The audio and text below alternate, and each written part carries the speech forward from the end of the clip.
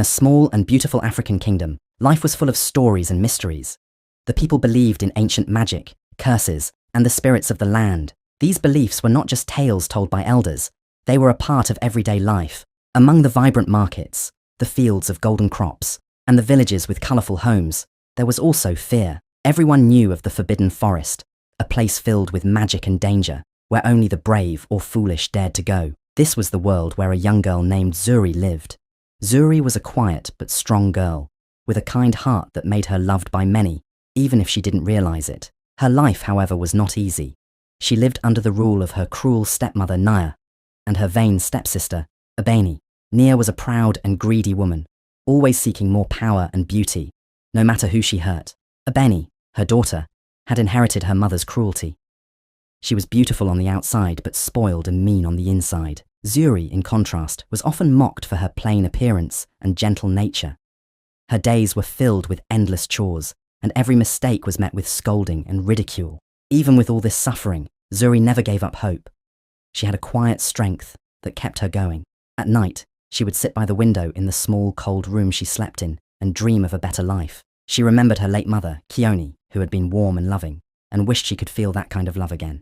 Sometimes, Zuri thought she could hear her mother's voice calling to her, whispering softly in the wind. Though her life was hard, Zuri's heart remained full of hope and kindness. This was Zuri's world, a mix of magic, mystery, and hardship. Little did she know, her life was about to change forever. Something deep within the forest was waiting for her, and a secret about her past was ready to be uncovered. Zuri's days were long and filled with hard work. Every morning, before the sun rose, she would wake up to the sharp voice of her stepmother, Naya, ordering her to start her chores. She scrubbed floors until her hands ached, fetched water from the well that was far from the house, and cooked meals that she was rarely allowed to eat herself. If she missed a single spot while cleaning, or took too long to finish her tasks, Nia would scold her harshly, calling her useless. Abeni, her stepsister, was no kinder. She loved to show off her fine clothes and jewellery, sneering at Zuri's simple and worn-out dresses. "Look at you, Zuri," Abeni would say, laughing cruelly. "No one will ever notice someone as plain as you." Despite the insults and the endless work, Zuri never let her spirit break. She kept her head down and her hands busy, but in her heart, she dreamed of a different life. She would often pause for a moment while fetching water or sweeping the yard, looking up at the sky and imagining a world where she was free. She pictured herself walking through fields of flowers, laughing with friends, or living in a warm home filled with love, just as it had been when her mother, Kioni, was alive. Sometimes, Zuri would hum soft songs her mother used to sing, melodies that gave her comfort in her loneliness. She didn't hate Nia or Abeni, even though they treated her so badly. Zuri believed that being kind and hopeful was better than letting anger take over her heart. One day, she thought to herself, "I'll find a way to be happy again." Even though her life was full of suffering, Zuri's quiet strength and gentle nature shone like a light. She didn't know it yet, but her kindness and hope would soon lead her to a destiny far greater than she could ever imagine. Not far from the village, there was a dark and mysterious forest that everyone feared. The trees in the forbidden forest were so tall and thick that sunlight could barely pass through their branches. Strange sounds came from deep inside, like whispers in the wind, or the distant cries of animals no one had ever seen. The villagers believed the forest was cursed and spoke in hushed voices about Naya, the powerful enchantress said to live there. Some said Naya could control the spirits of the forest, and others believed she cursed anyone who dared to enter. Parents warned their children to stay far away, and no one dared to step beyond the edge of the trees. At home, Naya was especially strict about the forest. She warned Zuri never to go near it, saying it was a dangerous place where terrible things could happen. "If you even think of entering that forest, you'll bring ruin upon us all," Nia would say, her voice sharp and commanding. But Zuri noticed something strange. Whenever Nia talked about the forest, her face would pale, and she seemed nervous, as if she was hiding something. Even though Zuri obeyed her stepmother, she couldn't help but feel curious. Sometimes, when she was outside doing chores, she would hear villagers talking about the forest. They whispered about the magical plants that grew there, and the strange lights that sometimes flickered between the trees at night. Some said the forest was alive, watching anyone who came near. Others claimed that Naya was not just an enchantress, but a protector, keeping a great secret hidden deep within. Zuri's curiosity grew every day, especially when she began having dreams of her mother's voice, calling her toward the forest. The dreams felt so real that she could almost feel the cool shade of the trees and hear the soft rustling of leaves. She started to wonder if the forest held answers to the questions she had always been afraid to ask. Questions about her mother's mysterious death and why her stepmother was so afraid of what lay within. Though she was forbidden to go near the forest, Zuri felt a strange pull, as if it was calling her. The mysteries of the forbidden forest were waiting for her, and deep in her heart, she knew she couldn't ignore them forever. Many years before Zuri was old enough to understand the world, her stepmother, Nia, had a secret so terrible that she worked hard to hide it from everyone. Nia was not always the powerful and beautiful woman the villagers saw. Once, she was desperate for beauty, wealth, and power that would make her the most admired woman in the kingdom. She wanted more than what she had and was willing to do anything to get it. One dark night, Nia ventured into the forbidden forest, ignoring the warnings of the villagers. She sought out Nia, the enchantress everyone feared. The forest seemed alive as Nia walked through it, with shadows moving and whispers filling the air. Finally, she reached Nia's dwelling, a hidden place glowing faintly with magical light. Nia was unlike anyone Nia had ever seen. She was calm and powerful, her eyes seeming to look straight into Nia's soul. "I know why you have come," Nia said, her voice quiet but full of power. "You want beauty and power, but such things come at a cost." Nia, blinded by her greed, did not care about the price. She begged Nia to help her, promising to give anything in return. Nia warned her that the magic she sought was dangerous and would bring consequences one day, but Nia refused to listen. Nia performed the ritual, a dark and terrible spell. For it to work, something precious had to be sacrificed. Nia chose Keone, Zuri's mother, and her own sister-in-law, who was known for her kindness and beauty. Keone trusted Nia, never suspecting the betrayal. During the ritual, Keone was taken as the price for Nia's desires. As the spell ended, Nia felt herself grow more beautiful and powerful, her wishes fulfilled. But as Nia looked at her, she spoke a chilling warning. "This magic comes with a curse. One day, the sacrifice will seek justice. You cannot escape what you have done." Nia dismissed Nia's warning, confident that her new power would protect her. She returned to the village, lying about Keone's disappearance and taking control of her household. Over the years, she worked to erase all traces of Keone, forcing Zuri into servitude and pretending everything was normal. But deep inside, Nia was haunted by fear. She avoided the forbidden forest and grew angry whenever anyone mentioned it. What Nia didn't know was that the curse was already at work, waiting for the right moment to bring her betrayal to light. And that moment was growing closer with each passing day. Abeni, Nia's daughter, was just as vain and cruel as her mother. She loved nothing more than admiring herself in mirrors and showing off her beauty. Her room was filled with shiny jewelry, fine clothes made from the richest fabrics, and perfumes that made her smell like rare flowers. Whenever she walked through the village, she made sure everyone noticed her, tossing her long hair and laughing loudly. Abeni believed she was better than everyone else, especially Zuri. At home, Abeni treated Zuri terribly. She never lifted a finger to help with chores, always leaving the hard work to Zuri. If Zuri brought her food, Abeni would complain that it wasn't prepared perfectly. If Zuri swept the floors, Abeni would purposely spill things just to make her do it again. "You'll never be anything, Zuri," Abeni would say, smirking. "Who could ever care about someone like you?" Her words were sharp and cruel, meant to make Zuri feel small. Abeni's favourite pastime was parading around in her fancy dresses and teasing Zuri about her plain appearance. "You're so boring, Zuri. No one will ever look twice at you," she would say, spinning in front of a mirror while Zuri quietly cleaned in the corner. But Zuri, as always, kept her head down and stayed kind, refusing to let Abeni's words break her spirit. One day, Nia and Abeni came up with a grand plan. They decided that Abeni would marry a wealthy nobleman from a neighbouring kingdom. Nia was determined to make the match happen, seeing it as a way to grow her influence and secure more riches. Abeni was thrilled by the idea of becoming even more powerful and important. Together, they began preparing for the nobleman's arrival, ordering Zuri to clean the house from top to bottom and help Abeni look perfect for the meeting. As Zuri worked tirelessly to prepare for Abeni's big moment, she felt more alone than ever. She wasn't jealous of Abeni's beauty or riches, but she couldn't help feeling like she didn't belong. While Nia and Abeni planned their future filled with wealth and power, Zuri was left to dream of a life where she could finally be free.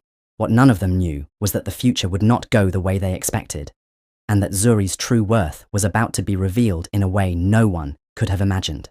For years, Zuri had accepted her life of hardship. She believed that if she worked hard and stayed kind, things would eventually get better. But lately, something inside her had started to change.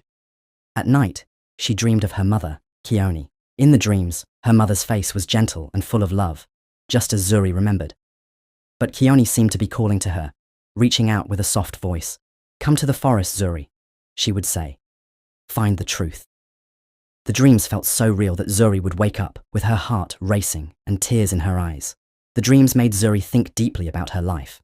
Why did Nia hate her so much? Why did her stepmother never talk about her mother? And why did Nia seem so afraid of the forbidden forest? The questions began to grow louder in Zuri's mind, and she realized she couldn't ignore them anymore. She started to wonder if the answers to her pain and loneliness might be hidden in the forest her mother spoke of in her dreams. During the day, as she scrubbed floors and carried water, Zuri's thoughts wandered. She began noticing small things that didn't make sense, like how Nia would grow pale whenever someone mentioned the forest, or how Abeni seemed to know nothing about Keone, as if Nia had erased her completely. The more Zuri thought about it, the angrier she became.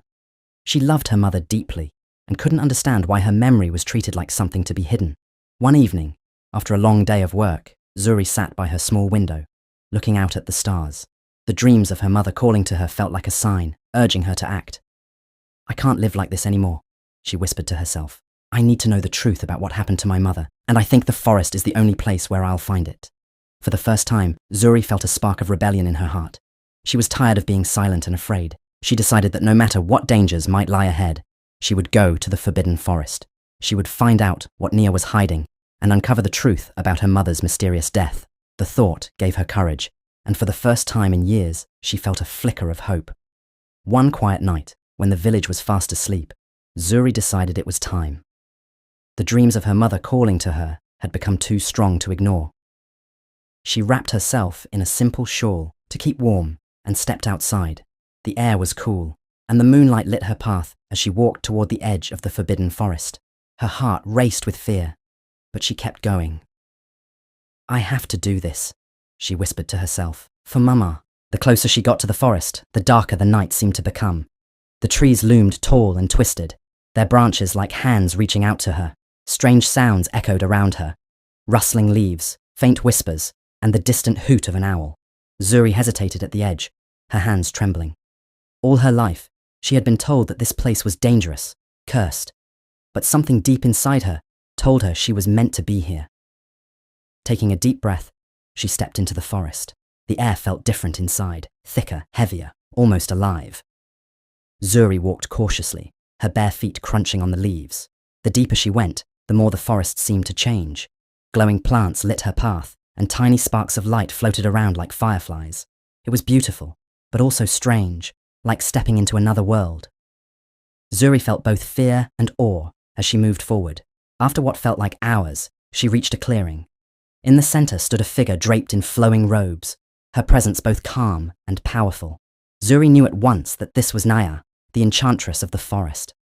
Naya's eyes glowed softly as she looked at Zuri, and her voice was smooth and steady when she spoke. "You've come at last, child," she said. "I have been waiting for you." Zuri felt her knees tremble, but she stood firm. "Why have you been waiting for me? And why do I feel like my mother brought me here?" she asked, her voice shaky but determined. Nia nodded slowly. "Because it is time for you to know the truth," she said. Nia then revealed the terrible secret that had been hidden from Zuri all her life. She told Zuri how Nia, desperate for beauty and power, had come to the forest many years ago. Nia had granted Nia's wish, but the price was Keone's life. Zuri's mother had been sacrificed in a dark ritual, betrayed by Nia's greed. "Your mother was a kind and gentle soul," Nia said, her voice filled with sadness. "She did not deserve what was done to her. But the curse Nia brought upon herself is still waiting to be fulfilled." Zuri felt a wave of emotions: anger, sorrow, and confusion. Tears filled her eyes as she thought of her mother's kindness and how unfairly she had been taken away. "Why did Nia do this?" Zuri whispered, her voice trembling. Nia placed a gentle hand on Zuri's shoulder. "Because greed blinds people, but you, Zuri, are different. You have the strength to bring justice and restore what was lost." Nia gave Zuri a small, glowing amulet. "This belonged to your mother," Nia explained. "It is a symbol of her love and the legacy you carry. With it, you will uncover your true power and destiny."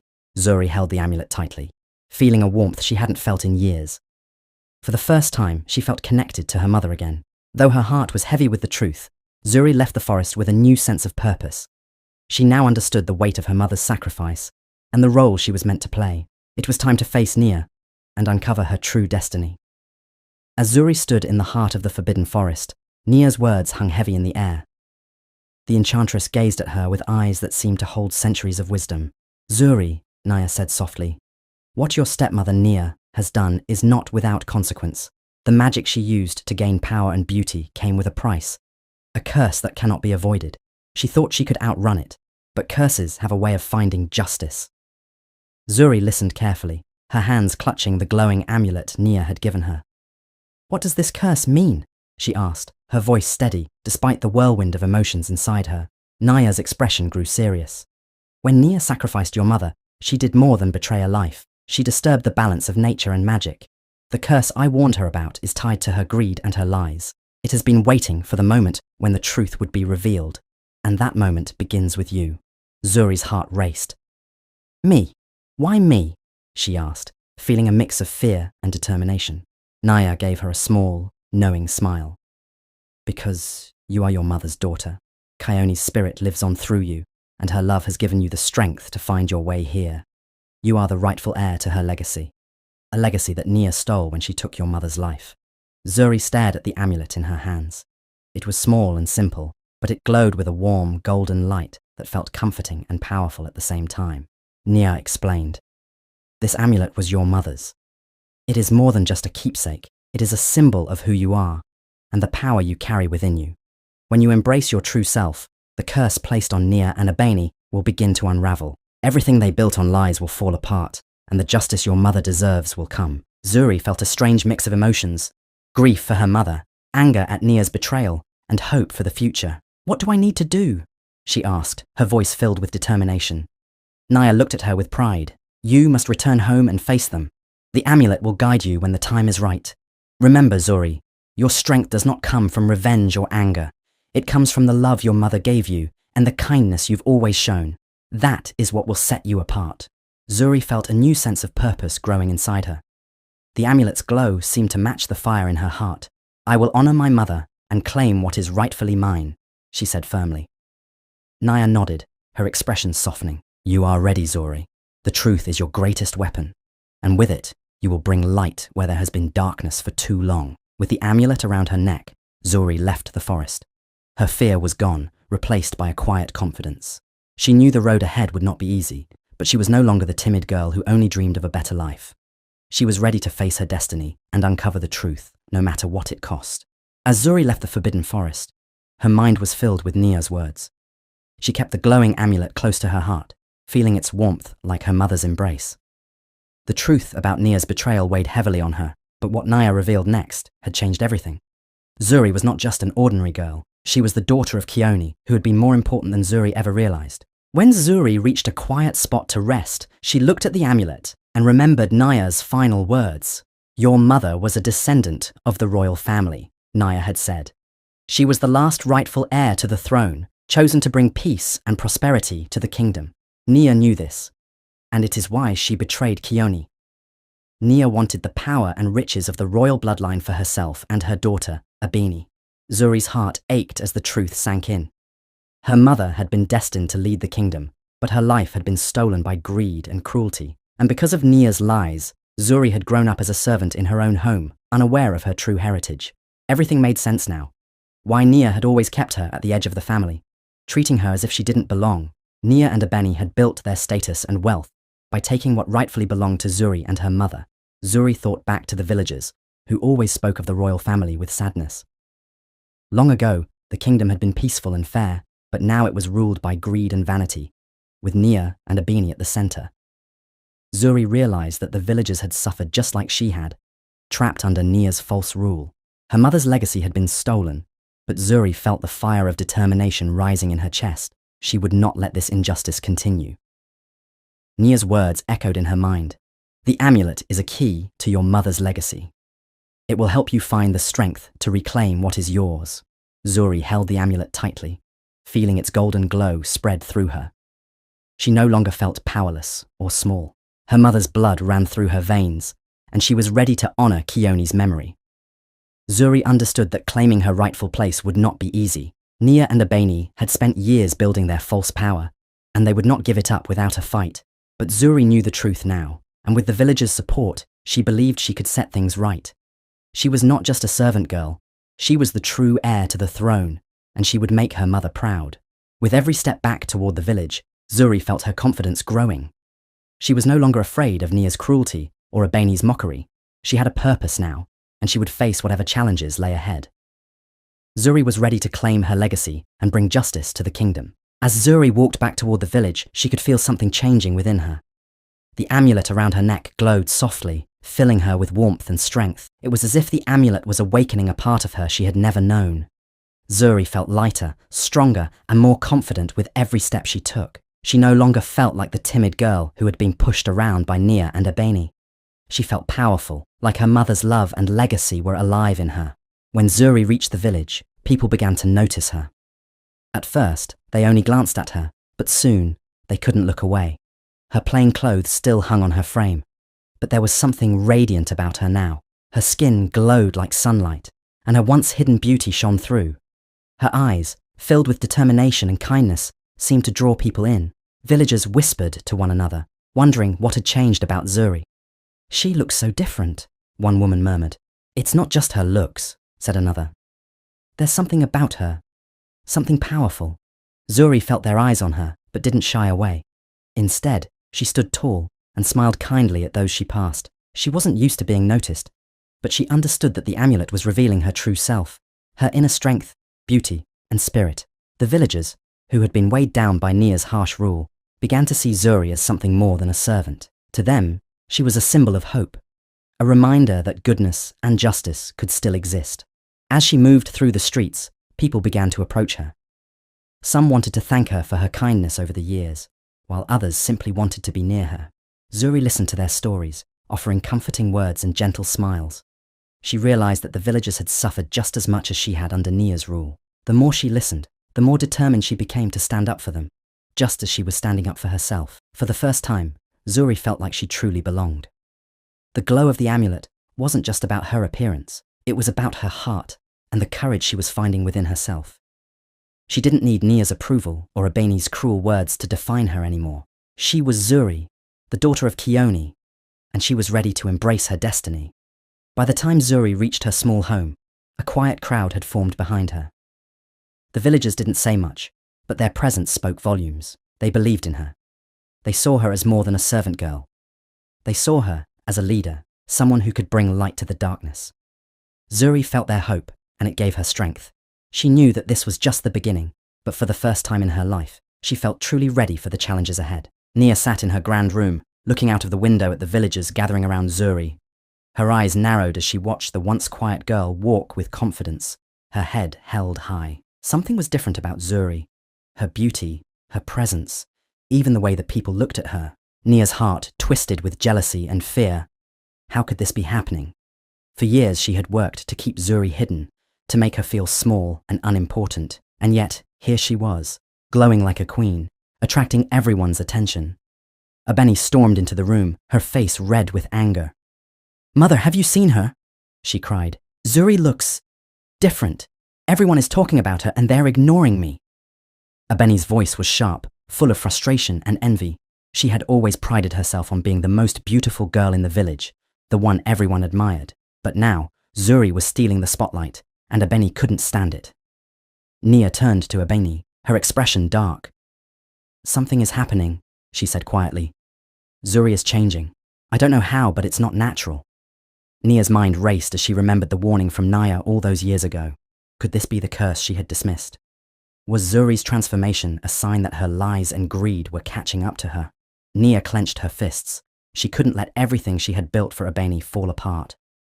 As the days passed, Abeni grew more obsessed with Zuri's transformation. She noticed the amulet Zuri wore around her neck, and how it seemed to glow softly, like it held some kind of magic. Abeni convinced herself that the amulet was the reason Zuri had changed. "It must be the amulet," she told her mother. "It's making her beautiful and powerful. If I had it, I could be even more admired. I could be unstoppable." Nia hesitated. She knew tampering with magic could be dangerous, but her fear of losing everything was stronger. "If you're right," Nia said slowly, "then we must get that amulet. It doesn't belong to her. You deserve it, Abeni. You are the one who should shine, not her." Ebony smiled wickedly, her jealousy burning brighter. She began to plot how she would steal the amulet from Zuri. She watched Zuri closely, studying her every move, waiting for the perfect moment. In her mind, Ebony pictured herself wearing the amulet, the villagers praising her beauty and power. She believed that with the amulet, she could have everything she ever wanted, and Zuri would fade into the background where she belonged. Neither Nia nor Ebony realized the danger of their greed. They didn't know that the amulet's magic was tied to Zuri's true self and her mother's legacy.